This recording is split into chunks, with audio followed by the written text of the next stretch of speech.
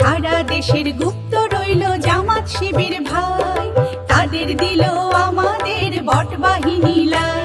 ফেসবুকেতে কেউ যদি শিবিরের বিরুদ্ধে বলে, তার আইডিতে বট বাহিনীর গালাগালি চলে।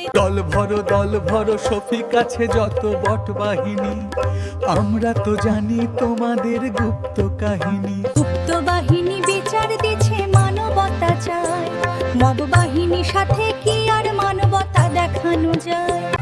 গুপ্ত করিস কেন ছিসছি, আমার আমিরে বানাইছে গুপ্ত, আমি করব কি?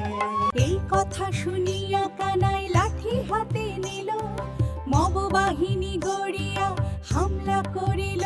ডান পায়ে ধরিল রাধের, বাম পা ভাঙিল, মার খেয়ে রাধে হাসপাতালে গেল।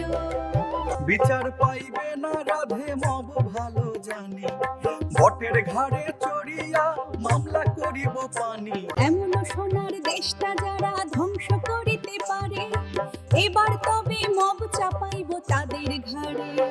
এই কথা শুনিয়া কানাই সুশীল সাজিল, ভাজা মাছটি উল্টে খেতে নাহি জানিল। সুশীল দেখিয়া রাধে ভুলিয়া গেল সব, সুযোগ পাইয়া কানাই তখন আবার করলো মব। ইমান নাকি আনো কানাই, ইমান নাকি আনো, মুনাফিকেরা এমন করে সেটা কি জানো?